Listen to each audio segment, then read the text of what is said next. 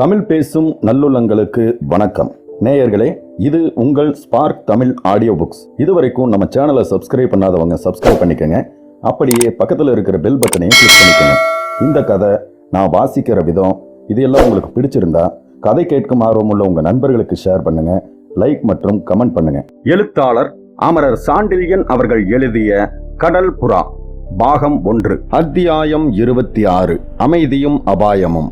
பௌர்ணமி கழித்து 3 பகல்கள் பறந்து விட்டதால் 6 நாளிகைக்கு பிறகே வான விளிம்பில் தலை நீட்டிய சற்றே தேய்ந்த வெண்மதி இரவு பெரிதும் ஏறிவிட்ட அந்த சமயத்தில் சஞ்சலத்தின் வசப்பட்டு பஞ்சனையில் கிடந்த கடாரத்தின் அஞ்சுகத்தை காண அஞ்சிய காரணத்தால் தன் கிரணங்களை அந்த அரைச்சாளரத்தின் கட்டை மீது மட்டும் மெல்ல தொட்டு ஏறி திருடன் போல உள்ளே நோக்க முயன்று கொண்டிருந்தான். கட்டிலில் கிடந்த அந்த கட்டழகியை அந்த திருட்டு மதி காணும்படி விடக்கூடாதென்று திட்டமிட்டு சாளரத்தின் மேற்புறத்தில் தொத்தி ஏறிய பூங்கொடியொன்று சாளரத்தை அரைபாகம் மறைத்து விட்டதன்றி தொங்கிய தன் கரங்களால் சாளரக்கட்டையில் பாய்ந்திருந்த வெள்ளி கிரணங்களையும் அகற்றிவிட அப்படியும் இப்படியும் அசைந்து கொண்டிருந்தது. அந்த கொடியின் மனநிலையை புரிந்து கொண்டது போல சற்று தூரத்தில் இருந்த பெரிய இலவ மரம் ஒன்று அதற்கு துணை செய்ய இஷ்டப்பட்டு தன் இலைகளை கொண்டு சந்திரன் சிருஷ்டியை பெரிதும் தடுத்ததல்லாமல் கடற்காற்றின் இலைகளை சலசலக்க விட்டு அறையில் துயின்ற பூங்கொடியின் சஞ்சல நிலை தனக்கும் புரிகிறது என்பதை புலப்படுத்தி கொண்டு நின்றது. அத்தனை இயற்கை பாதுகாப்பையும் மீறி அறையின் சாளரத்தில் ஏறி குதித்து உள்ளே நுழைந்த அந்த திருடன் யார் என்பதை சந்தேகத்துடன் பார்ப்பது போல அந்தி வேளையிலேயே பூத்துவிட்ட கொடியின் மலர்கள் சில தங்கள் பூங்கண்களை அகல விரித்து உள்ளே எட்டி பார்த்தன. சாதாரணமாக இயற்கையின் கவர்ச்சி எழிலில் இதயத்தை பறிகொடுக்கும் இயல்பு வாய்ந்த காஞ்சனாதேவி மட்டும் அந்த இரவு நேரத்தில் தூங்காவிட்டாலும் அஞ்சன விழிகளை சிறிதும் திறக்காமலும் இயற்கை அழகுகளை அள்ளி பருகாமலும் செயலற்ற வண்ணமே பஞ்சனையில் படுத்து கிடந்தாள்.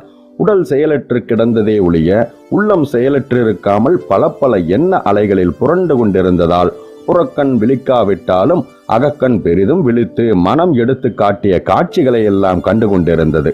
அந்த காட்சிகளில் இன்பமும் துன்பமும் காதலும் கலையும் வீரமும் கோரமும் கோபமும் சுபமும் எல்லாமே கலந்து கிடந்ததால் பாபத்தாலும் புண்ணியத்தாலும் சம வலிமையுடன் இழுக்கப்படும் ஆத்மாவின் நிலையற்ற தன்மையிலிருந்து அவள் மனம் கடாரத்தின் பெரிய ஆசார வாசல்களும் ஸ்ரீவிஜய சாம்ராஜ்யத்தின் அகண்டமும் அவள் மனக்கண் முன்பு எழுந்ததால் அவள் இதயத்தில் பெருமிதம் சில வினாடிகள் தாண்டவமாடியது. பின்பு தாயாதியான ஜெயவர்மனின் அநீதிகளையும் சாம்ராஜ்ய பீடத்தில் அமர வேண்டிய தன் தந்தையும் தானும் ஒரு சிறுவணிகன் தயவுக்கு ஏங்கி நிற்கும் நிலைக்கு வந்துவிட்டதையும் எண்ணி ஏக்கத்திற்கு சில வினாடிகள் இலக்காகி அவள் இதயம். அப்படி ஏங்கி நிற்பது தாங்கள் மட்டுமல்லவென்ற நினைப்பும் எந்த சோழ சாம்ராஜ்யத்தின் உதவியை நாடி வந்தோமோ அந்த சோழ சாம்ராஜ்ய பீடத்தில் ஒரு நாள் அமரக்கூடிய இளவலும் அவன் படைத்தலைவரும் கூட தங்கள் நிலையிலேயே இருக்கிறார்கள் என்பதால் ஏற்பட்ட எண்ணமும் அவள் உள்ளத்திலே எல்லத்தனை சாந்தியையும் ஏற்படுத்தியது. அந்த எல்லத்தனை சாந்தியில் கலந்து கிடந்த படைத்தலைவன் முகம் அவள் மனக்கண் முன் எழவே அவள் இதயத்தில் இன்பம் வெள்ளமென புரண்டது. அவள் நரம்புகள் ஒவ்வொன்றிலும் காதல் சுவையோடி முகத்திலும் படர்ந்து முகத்தில் ஒரு தெளிவையும் சந்தோஷத்தையும் நிலவ வைத்ததால் அவள் மிதமிஞ்சிய சாந்தியாலும் ஆனந்தத்தாலும் பெருமூச்சு விட்டாள். அதுவரை செயலற்று கிடந்த அவள் கையும் பஞ்சனையில் ஏதோ தேடுவது போல தேடிய பொருள் அகப்பட்டதால் அதை பலமாக பிடித்து கொண்டது. அப்படி பிடித்து கொண்டதன் விளைவாக அவள் உணர்ச்சிகள் திடீரென கொந்தளித்து எழவே அவள் துடித்து பஞ்சனையில் எழுந்து உட்கார முற்பட்டாள். ஆனால் அவள் இருளில் தேடி பற்றிய ஆடவனின் கரம் அவளை எழுந்திருக்க விடாமல் தடுத்ததன்றி அஞ்ச வேண்டாம் நான் தான் என்ற சொற்களும் அவள் காதில் ஒலித்தன.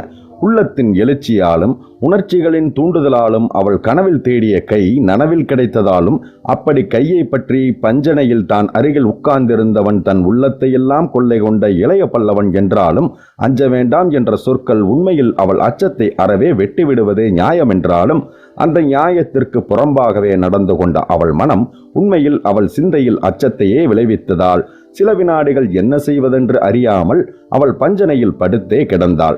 நள்ளிரவில் ஓர் ஆடவன் கள்ளத்தனமாய் தன் கட்டிலின் முகப்பில் உட்கார்ந்திருப்பது எத்தனை முறைகேடு, எத்தனை விபரீதம் என்பதை நினைத்ததால் அவள் மனதில் சஞ்சலம் எத்தனையோ மடங்கு அதிகமாகவே சஞ்சலத்தை குறிக்கும் பெருமூச்சு ஒன்றையும் விட்டாள். அந்த சஞ்சலத்தோடும் அச்சத்தோடும் சில வினாடிகள் மௌனமாக படுத்து கிடந்த அந்த அஞ்சன விழியால் தன் நெஞ்சத்தில் அத்தனை சஞ்சலத்தையும் அச்சத்தையும் மீறி இன்பமான ஒரு கள்ளத்தனமும் ஊடுருவி நிற்பதை உணர்ந்து கூடிய விரைவில் நெறியை தகர்த்து எறிய உணர்ச்சிகள் எத்தனை துணை செய்கின்றன என்பதை எண்ணி இயற்கையின் சக்தியை குறித்து பெரிதும் வியந்தாள். அவளுக்கு சஞ்சலம் இருந்தது கடந்த கால நிகழ்ச்சிகளை பற்றி, கள்ளத்தனம் இருந்தது உள்ளத்தில் ஓடிய எண்ணங்களின் விளைவாக, வியப்பு இருந்தது எண்ணங்களை தடுக்க முடியவில்லையே என்ற காரணத்தால். ஆனால் இத்தனையையும் மீறிய வெட்கம் ஒன்று அவளை அழுத்திக் கொண்டதே. அது எதனால்? இந்த கேள்வியை அவள் தன்னைத்தானே 2-3 முறை கேட்டுக்கொண்டாள். உடனே விளங்கவில்லை அவளுக்கு.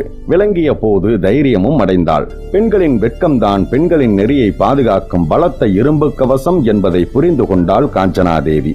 வெட்கம் பயத்தை அளிக்கிறது, பயம் நெறியை காக்கிறது. இவை இரண்டும் இல்லாததால் தான் ஆடவர் சீக்கிரம் நெறிகுலைந்து விடுகிறார்கள். இவை இரண்டும் இருப்பதால் பெண்கள் தங்களை பாதுகாத்துக் கொள்கிறார்கள் என்று தனக்குத்தானே சொல்லிக் கொண்ட காஞ்சனாதேவி இளைய பல்லவன் கையிலிருந்து தன் கையை மெல்ல விடுவித்துக் கொண்டு பஞ்சனையில் எழுந்து உட்கார்ந்தாள்.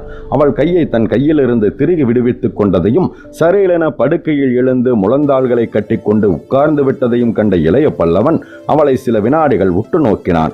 எட்ட இருந்த சாளரத்தை தொட்டு நின்ற வெண்மதி கரங்கள் உள்ளே முழுவதும் பாயவில்லை என்றாலும் அரைகுறை வெளிச்சத்தை அந்த அறைக்குள் வீசியதால் மங்கள ஒளி அறையில் பரவி நின்றது. அப்படி பரவி நின்ற ஒளியில் காஞ்சனாதேவியின் மதிவதனம் தெளிவாக புரியாவிட்டாலும் அந்த தெளிவற்ற தன்மையிலும் அது தனி அழகு வாய்ந்திருப்பதை தெளிவாக பார்க்க முடியாத தன்மையிலேயே அது பெரும் மர்மம் கலந்திருந்ததையும் அந்த மர்மமே தன் உள்ளத்தை ஆட்டி அலைக்கழிப்பதையும் உணர்ந்தான் இளைய பல்லவன். மங்களான வெளிச்சத்தில் லேசாக தெரிந்த காஞ்சனாதேவி அவன் கண்களுக்கு மெல்லிய ஒளித்திரைக்கு பின் வீற்றிருந்த தெய்வீக மங்கை போல காட்சியளித்தாள். தெய்வீகமான எதுவும் முழுவதும் கண்ணுக்கு புலப்படுவதில்லை. அப்படி புலப்படாத காரணத்தாலேயே அதில் மர்மம் கலக்கிறது. அப்படி துளிர்விடும் மர்மமே அதனிடம் ஆசையை தூண்டுகிறது. அது இயற்கையின் விசித்திரம் என்று எண்ணினான் இளைய பல்லவன். இத்தகைய எண்ணங்களால் நீண்ட நேரம் மௌனமே சாதித்த இளைய பல்லவனிடம் மனம் பாகாய் உருகிய காரணத்தால் மெல்ல காஞ்சனாதேவியே உரையாடலை தொடங்கி இரவு மிகவும் ஏறிவிட்டது என்றாள். ஆம், ஏதோ பதில் சொல்ல வேண்டும் என்பதற்காக பதில் சொல்லுவது போலிருந்தது இளைய பல்லவனின் குரல். இந்த வீட்டில் நிசப்தம் நிலவி கிடக்கிறது என்று மிக மெல்லிய குரலில் சொன்னாள் காஞ்சனாதேவி. மனம் சஞ்சலப்பட்டிருந்ததால் வேறு யாரும் அந்த அறையில் இல்லை என்ற உணர்ச்சி கூட இல்லை அவளுக்கு. ஆம் என்று இளைய பல்லவன் பழைய பதிலையே சொன்னான். எல்லோரும் உறங்கியிருக்க வேண்டும் என்று சுட்டிக்காட்டினாள் அவள். நீங்கள் மட்டும் ஏன் உறங்கவில்லை என்ற கேள்வி அவள் பேச்சில் மறைந்து கிடந்தது. அந்த மறைபொருளை புரிந்து கொள்ளாதவன் போல பதில் கூறிய இளைய பல்லவன், ஆம், எல்லோரும் உறங்கிவிட்டார்கள், இருவரை தவிர என்றான். யார் அந்த இருவர் என்று கேட்டாள் காஞ்சனாதேவி. நம்மை தப்புவிக்கும் பொறுப்பு வாய்ந்த இருவர். யாரை சொல்லுகிறீர்கள்? அனபாயரையும் அமீரையும் தான் சொல்லுகிறேன். இருவரும் என்ன செய்கிறார்கள்? வெளியே சென்று விட்டார்கள். இந்த இரவிலா? ஆமாம். எந்த இடத்திற்கு? என்னிடம் சொல்லவில்லை. நீங்கள் கேட்கக்கூடாதா? கேட்க சந்தர்ப்பமில்லை. ஏன் சந்தர்ப்பமில்லை? எல்லோரும் படுக்கச் சென்றோம் அல்லவா? ஆமாம், அவர்களும் படுக்கச் செல்வதாக பாசாங்கு செய்தார்கள். சிறிது நேரத்திற்கெல்லாம் அமீரும் அனபாயரும் என்னுடைய அறைக்கு எதிர் அறையிலிருந்து வெளியே வந்தார்கள். ஏதோ ரகசியமாக பேசிக்கொண்டார்கள். பிறகு அடிமேலடி வைத்து சத்தம் போடாமல் வாயிலை நோக்கி நடந்தார்கள். சில வினாடிகளில் வாயிற் கதவை திறந்து மூடும் சத்தம் கேட்டது என்று விளக்கினான் இளைய பல்லவன். இந்த மர்மத்தின் காரணம் விளங்காததால் காஞ்சனாதேவி மீண்டும் மௌனம் சாதித்தாள். பிறகு வாய்விட்டு தன் சந்தேகத்தை கேட்கவும் செய்தாள். இளைய பல்லவரே, நாம் அனைவரும் ஒரே நிலையில் தானே இருக்கிறோம் என்று.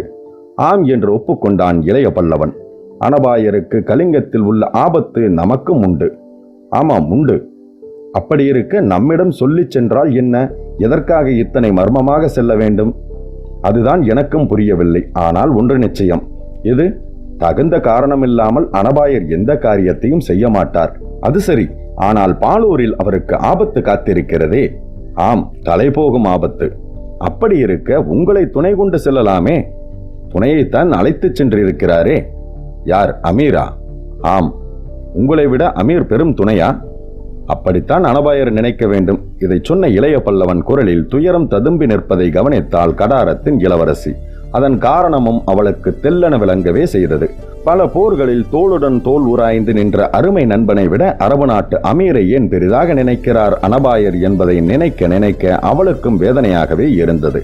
இந்த வேதனையால் இளைய பல்லவனிடம் ஏற்பட்ட கருணையும் அவள் கையில் ஒன்றை மீண்டும் நீட்டி சற்று எட்டி உட்கார்ந்திருந்த அந்த பல்லவ இளவரசனின் கையை சிறைப்படுத்தச் செய்தன.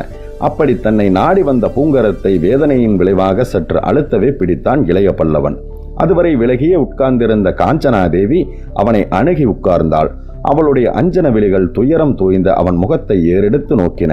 உங்கள் உள்ளத்தின் வேதனை எனக்கும் புரிகிறது என்று மெல்ல வார்த்தைகளை உதிர்க்கவும் செய்தாள் அவள். சோழர் படை தலைவனும் மகாவீரனுமான கருணாகர பல்லவனின் மனம் அந்த சமயத்தில் பெரிதும் வேதனையில் சிக்கி குழம்பி கிடந்ததால் அவன் பதிலேதும் சொல்லவில்லை. பெருமூச்சொன்றுதான் பதிலாக வெளிவந்தது. வீணாக வருந்தாதீர்கள் என்று சமாதானப்படுத்த முயன்றாள் காஞ்சனாதேவி. துயரத்துடன் ஒழித்தன இளைய பல்லவன் சொற்கள். வீண் வருத்தமல்ல தேவி என்றான் அவன். அனபாயர் அமீரை துணை கொண்டு செல்ல காரணம் இருக்கும் என்றாள் காஞ்சனாதேவி. இத்தனை நாள் அவர் என் துணையை தவிர வேறு துணையை நாடியதில்லை என்று சுட்டிக்காட்டினான் இளைய பல்லவன். சோழ நாட்டில் அது சரி, இப்போதுள்ள காலதேச வர்த்தமானங்கள் வேறல்லவா என்றாள். வேறுதான். போகிற இடத்தை அலுவலை என்னிடம் சொன்னால்தான் என்ன? நீங்கள் உறங்கிவிட்டதாக நினைத்திருக்கலாம். எழுப்ப உரிமை இல்லையா இளவரசருக்கு? உண்டு உண்டு என்று கூறிய காஞ்சனாதேவி மேற்கொண்டு என்ன சொல்வதென்று அறியாமல் சில வினாடிகள் தத்தளித்தாள். பிறகு கேட்டாள், ஆமாம், நீங்கள் எதற்கு வந்தீர்கள் இங்கு என்று. அமைதியை நாடி வந்தேன் என்றான் இளைய பல்லவன். அவன் சொன்னது நன்றாக புரிந்தது அவளுக்கு. அவன் கைகளை இறுக பிடித்து கொண்டாள் அவள். அதில் ஓரளவு அமைதி ஏற்பட்டது இளைய பல்லவனுக்கு. ஆனால் அமைதியை நாடிய அவன் அதே சமயத்தில் அந்த நகரத்தின் வேறொரு கோடியில் பெரும் ஆபத்தை நாடி அனபாயன் சென்று கொண்டிருப்பதை மட்டும் அறியவில்லை. அன்பிற்கினிய நேயர்களே, உங்களுக்கு இந்த கதை பிடிச்சிருந்ததா? என்னோட குரல் மற்றும் கதை சொன்ன விதம் எப்படி இருந்ததுன்னு உங்களோட கருத்துக்களை தவறாம கமெண்ட் பாக்ஸ்ல கமெண்ட் பண்ணுங்க. மறக்காம ஒரு லைக்கும் தட்டி விடுங்க. அதோட உங்களை மாதிரியே கதையை விரும்பக்கூடிய உங்க நண்பர்களுக்கும் இந்த கதையை ஷேர் பண்ணுங்க. நீங்க ஒரு வேளை நம்ம சேனலை சப்ஸ்கிரைப் பண்ணாம இருந்தீங்கன்னா உடனே சப்ஸ்கிரைப் பண்ணிட்டு நோட்டிபிகேஷனையும் ஆன் பண்ணிக்கோங்க. கதை கேட்டுட்டு சப்ஸ்கிரைப் பண்ணாம போற நண்பர்களுக்கு ஒரு விஷயத்தை நான் சொல்லிக்க விரும்புறேன். ஒவ்வொரு ஆடியோ புக்கு பின்னாடியும் பல மணி நேர உழைப்பு இருக்கு. அந்த உழைப்புக்கான அங்கீகாரம் தான் நீங்க நம்ம சேனலை சப்ஸ்கிரைப் பண்றதும் உங்கள் லைக், ஷேர்ஸ் மற்றும் கமெண்ட். இது மட்டும்தாங்க. இந்த விஷயங்களை நீங்க ஏற்றுக்கிட்டீங்கன்னா கண்டிப்பா சப்ஸ்கிரைப் பண்ணுவீங்கன்னு நான் நினைக்கிறேன். ஓகே, மற்றும் இன்னொரு அருமையான கதையோட உங்களை நான் சந்திக்கிறேன். உங்களிடமிருந்து விடைபெறுவது உங்கள் கார்த்திகேயன்.